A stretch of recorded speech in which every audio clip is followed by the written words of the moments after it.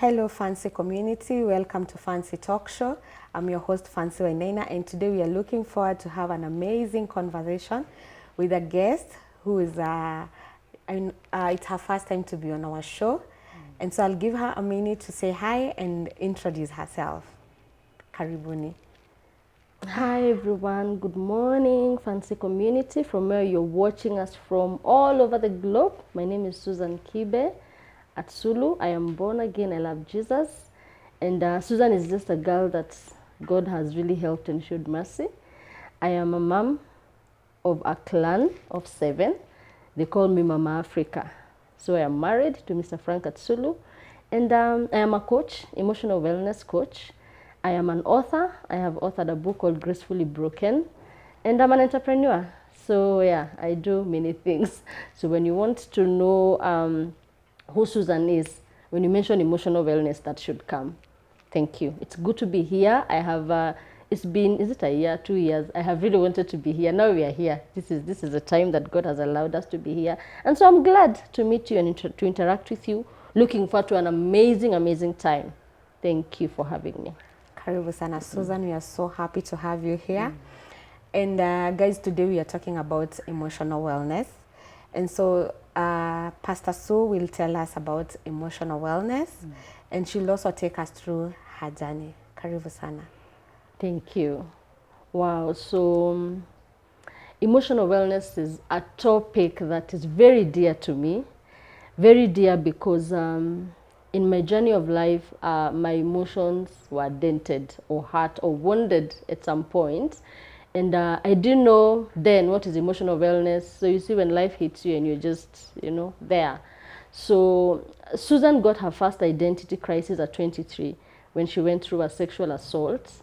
As a young girl, cleared campus, I'm now newly working, and that really took me off balance because I am born and brought up in a very staunch Catholic family, and my parents have taught us well. So I was a good girl. I was actually a virgin at 23.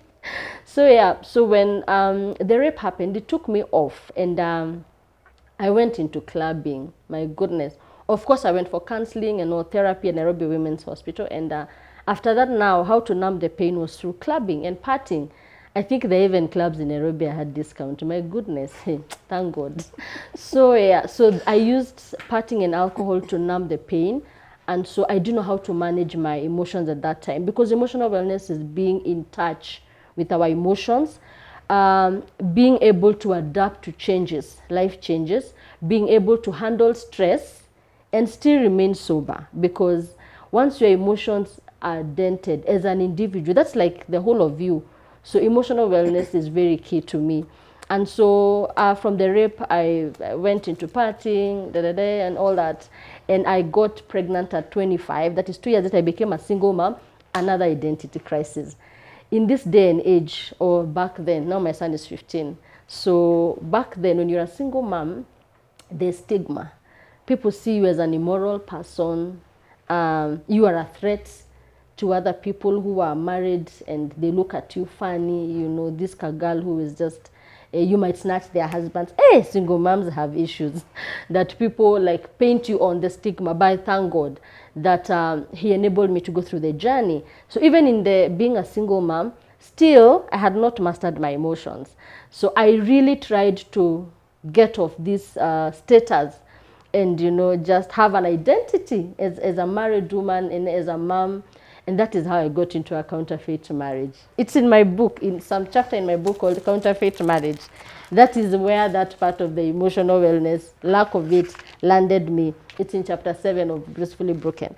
So I got into a counterfeit marriage and I am already wounded. So what does that mean? I don't know how to value myself. I'll take whatever comes, And so it was emotionally abusive, and I was there for 3 years. So in those 3 years is when I somehow found myself, and I managed to step out and say, you know what, enough is enough. So when you know how to manage your emotions, and when you're handling life changes, so emotional wellness helps you to like sanitize your environment. You don't just take anything. You will not allow people to keep dumping trash. You will know when something is toxic. You will know when to leave. And because when you have emotional wellness, you are able to love yourself. Oh my goodness, I am a champion of self-care and self-love. Even now, as a mom of 7, you can imagine, my hands are busy. And around me, there are a lot of activities. But I can assure you, I am able to get time out to just go and have a good time, you know, make my nails. Even if I won't do anything big, make my nails, have a pedicure, manicure, and just go there and spoil myself. Because I've realized when I don't do that, I end up being very irritable. You know, you feel like everyone is taking it, people are working on you, you know. So when you have emotional wellness, you know how to take care of yourself, you know how to practice self-love, and you will not, once you embrace your self-worth, you will not even be a people pleaser because you know what to take and what not to take. Yeah. Wow, that's amazing. I am not sure whether you'll be comfortable to touch about how the rape happened in terms of where were you? Is it somebody you know or is it a stranger? Okay. I thank God I have healed. And one thing I did not also mention is that currently I'm also in a certification class for trauma healing by Bible Society of Kenya. Okay. And that is also, I realized after all those like 23, 24 years now, sometimes there's a campaign that comes because how it happened. I was working in Upper Hill in some IT company. My first degree was IT. Don't ask me where it is right now. It is somewhere. So I studied IT. And so I was working in an IT company in Upper Hill, and we used to work in shifts. Then by this time, you're beginning life, it's just after campus. So I was living in Wayakiwe in Kino. By the way, Kino had those things that time, a lot. Yeah, I think it was like a spirit. So I was living in Kino, and I was working in the morning shift. So I had to be in Upper Hill at 6 in the morning. So report at 6, leave at 1. The next shift comes in at 1, leave at 6. So after I had done the shift for like a week or 2 weeks, on the second week on a Monday when I'm going to work in the morning. So I used to meet my friends in town, then we go together. So that means I leave the house at 5:30, 5:35. So it's that period. So between my house and the stage, I met some 3 young men who did what is this called? Strangling. This one, strangled me, so I passed out. And so I didn't know what happened actually. So, but I remember so when I woke up, I am lying on the grass and you know, it's kind of dark. I'm wondering what happened. Then it hit me. I remembered all these boys and then I could feel, yeah, my pants were ripped off and all that. So I woke up feeling dirty. Rape makes you feel dirty, shame, you know. And the first place I walked in was a club. There was a pub just up walking on near the stage. And so I'm there, I'm crying, my hair has grass. They're like, what happened? So I'm like, some men here, some young men, why didn't you scream? What kind of question is that? How was I supposed to, you know? Yeah. Yeah, so of course they helped me. One person from there, God had positioned an angel. I don't remember his name, but some guy from that was a cab driver. He took me to the police station. You know, they told me what to do, recorded a statement. Then he asked me, where I used to live was just opposite the police station. So they told me not to change my clothes. You just change the whatever I drew, but inside you don't change anything. They told me to go to hospital. But now from there to Nairobi Women's, I went alone. It was the longest journey of my life. My goodness. And you're there wondering why everyone else is happy but you know. Yeah. Everyone is laughing but you. I'm wondering, why are people laughing? So I go to Nairobi Women's, and that was another moment of my identity that was affected when I saw them open this file. It's Gender Violence Recovery Center, yeah, GVRC, with my name on it. It was a pink file. My goodness. Hey, that was tough. But God also positioned another angel. The lady who I met that day was called Penina. She was a counseling psychologist, and she told me, she looked at me and told me, Susan, you know you're very beautiful, and whatever happened this morning is not written on your forehead. So even after this day, men will still hit on you, you know, you will still get advances. And she told me, I was 23 then, and she told me, if you only use the mortality rate in the Bible of 70, today you will make the decision of how the remaining 47 years, for example, would be, how you will live the next 47 using the mortality rate of 70. And I thank God it's been 17 years later. I am here stronger, healed, today I can encourage somebody that has gone through rape that it's not the end, you know. And of course, I received a lot of support from my family. I remember my mom came the following day, because you see my parents are in Nyeri, so I was here working and studying. So my mom came the following day, took me to Kikuyu Hospital where my eyes needed to be checked. I had injured my eye. And I received a lot of support from my family and friends, close friends at that time. So it was one of those experiences that you would not even wish on your worst enemy, you know. Yeah. But I thank God I am healed. And I received also very good care from Nairobi Women's Hospital, you know, that immediate attention with the ARVs. Yeah. And I remember I think that time I was still in shock. I was telling them, there are these drugs I'm taking, written government of Kenya. And, you know, wow, it was an experience. But God built me through it. And today I can look back and say, it did not finish me. So I'm here to talk to someone and encourage them and tell them it's not the end. And so God has helped me to rise up from that. But you see now, because I did not have the right kind of knowledge, matters emotional wellness. That's when I went clubbing, partying. And I was out there feeling I want to validate myself. Like even if somebody asks you out, it was not really because you really love this person or you want to be with them. You just want to feel that. By the way, somebody asked me out. It's totally validating yourself. So that was a journey. And it's been, I think, now 18 years. And we are here by the grace of God. First of all, I want to applaud you for being so bold, you know, to be vulnerable in this platform. And I want to relate that with what has been going on. Recently, we have cases of femicide, and it's so unfortunate when you go to the social spaces, instead of you know, condemning the person who did the act, we tend to condemn the person, the victim, you know. So I think somehow the society is very harsh on women, and so I would like you to talk, you know, to our viewers today and tell them, when somebody goes through this, in a scenario when somebody survives, you know, a rape, a femicide related issue, you know, we should be slow into judging, because I'm thinking of a lady who could have survived this experience, so traumatizing. Then the next thing we do is to tell them, it's you who went, it's, you know, it's you who dressed in a certain manner. So I'd like you to talk to these people. Wow. Yeah, that's true. It's a bit unfortunate. And I think sometimes people act out of ignorance. Because if I would speak like for the rape, for example, the last thing somebody wants to hear is, how are you dressed? What are you doing at that place? As in, before you look at me and where I was and what I did, number one, like for me, I felt my innocence had been stolen. I felt violated. So the last thing I want is being judged. At least try to understand. So we need to show them love and acceptance and affirm them. Even if it is these young girls, don't ask, what was she doing in that Airbnb? Why did she leave campus alone without telling somebody? Let's affirm them, show them love, and let them, you know, once somebody is affirmed, by the time even somebody tries to love them in a funny way, they will be able to pick it. So for us as a society, we should learn to embrace. That's not also the time to even quote scripture.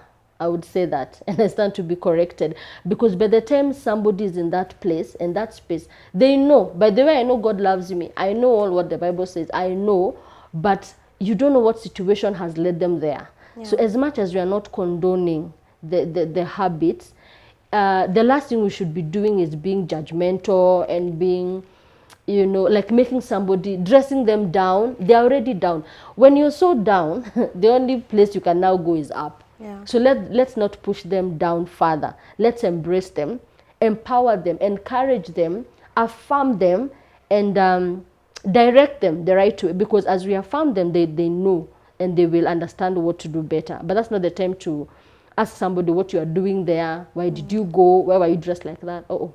Let's not push them further down. Somebody's already down. Okay. Yeah. Thank you for that. So you have shared with us what emotional wellness is. You've shared your journey in relation to this. Maybe we can highlight factors that affect emotional well-being, because probably we just say emotional well-being, we just want to fake emotional well-being out here. But what are the factors that affect the emotional well-being of a person? Wow, that's interesting. Actually, I agree with you. Sometimes it sounds like cliche. It's just like something on our lips, emotional wellness, yeah. But one of the factors is optimism. Like, being in a state of emotional wellness will require you to see positivity, to see the good, to be hopeful, to see the positive. Optimism is very key in emotional wellness, because unless you see the good, you will not be able to embrace. Because we said emotional wellness is being able to adapt to change, handle stress, manage like be in touch with your emotions. I feel in this time and age, with even all the issues of mental health surrounding us, it's enough of faking it and, just saying it is well. It is not well. When there's a problem, there's a problem. But we should be able to see the good. Like now, going back to my story, I needed to be positive about tomorrow and be hopeful to be able to pick up pieces. Because if I was not optimistic, those children who call me mom today probably would not have a chance to call me mom, because I would not be there. And they also needed a mom who is healed, a mom who is whole, a mom who is has embraced herself. So today, I'm also able to guide them and direct them. So optimism is key. Then the other thing is trust. To be able to trust that somebody is able to listen to you. Like, for you to embrace emotional wellness, you need to be able to know this is a safe space. I can talk to this person. I can be heard. That is what will make you to be in touch with your emotions. So trust has to be there, to be able to trust the person, trust the process. Once I'm in touch with my emotions, this and this is not working. So I need to be able to trust myself also, that I can rise up from where I am, that I can do something better, that I can get help. Because if I'm in touch with my emotions, I'll be able to know there's a problem. I'm experiencing burnout, my performance as a work is not well. Maybe I'm going downward trajectory. So once I am in touch, I'll be able to see there's a problem and trust myself, to be able to pick myself up from the situation and to be able to trust the person who's supposed to help me. So optimism is key, trust is key, and also self-acceptance.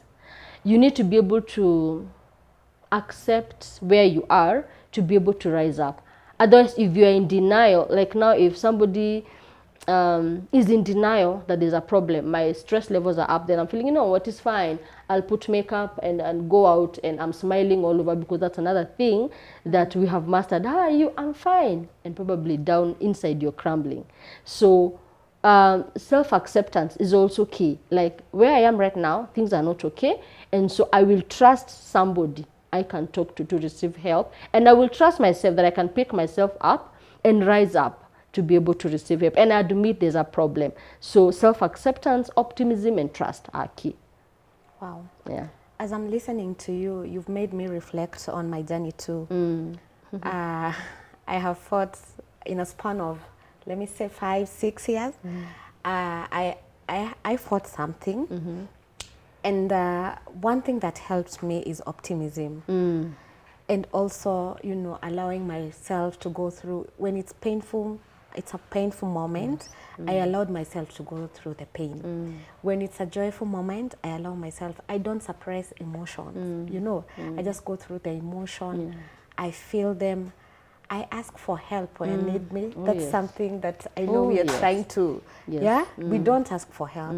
You ask for help from the right people. If it's a mental issue, go to a psychologist, go to a counselor, be guided, If sometimes you just need to vent, have friends who can listen to you, because sometimes you don't even need advice. You just need to be listened to, and that's it. So we say our problem shared is half solved. That's it. So I think you've told us very crucial things, and the things that people need to embrace, and people need to take them. You understand, life is full of seasons.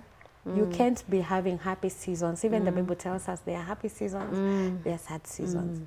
So as we close the first session of this, what would you tell our viewers? Because we've touched on self-love and self-care, something, oops, that one that's something that's close to my heart. Yeah. Because I keep on saying you can't pour from an empty Oh, cup. yes. So as we wind up for the first session of this, maybe you can tell our viewers something before we come for this second. It's interesting you've talked about receiving help and asking for help, by the way. People who do not have self-love will not ask for help or receive help. It's very hard for you to block. They block. You'll hinder people. And so self-love is key, because you'll be able to admit, I need help. You know, I need someone to guide me. And when you embrace self-love, you are able to, like you're saying, even pour out, not from an empty cup. You'll be able to be of value, and you'll be able to be aware, because I don't know whether you've come across people who you'll talk to someone and they feel very hurt, maybe of the way a relationship, and not even maybe married, or just friends, because they feel, I used to do this, I do this for this person, I do. So you give yourself so much. And so if you encounter bad people, if I can call them that, they'll take advantage and you end up getting hurt. So when you embrace self-love, you'll be able to know what you can take, what you cannot take. You'll be able to avoid toxicity around you. I know that's a word that sometimes you don't like hearing. But when you embrace self-love, you know, this one I cannot take. And when you embrace self-love, you also like treat people how to treat you. Like when they know Susan does not like this, Susan does not like this. So when you are around me, you know how to handle me. So that means I will not position myself in a way that I will be hurt. But if you do not have self-love, by the way, anything goes. You'll just be there, because you don't even know what to take, what not to take. You're just there. So self-love is key to help us to ask for help, receive help, and to help us to sanitize our environment, so that we are not again entertaining everything that will end up hurting us. Wow. Yeah. Guys, as you're speaking to Susan, I would also like to emphasize that part of self-love is even setting our boundaries. I know sometimes, you know, especially the empaths, they suffer giving without having a limit. And we say takers never have a limit. They will take until they take off everything. Yes, you are drained. So part of self-love and self-care is having clear boundaries. This is what I do, this is what I love, and this is what I don't like. So please guys, watch out for part 2. Thank you.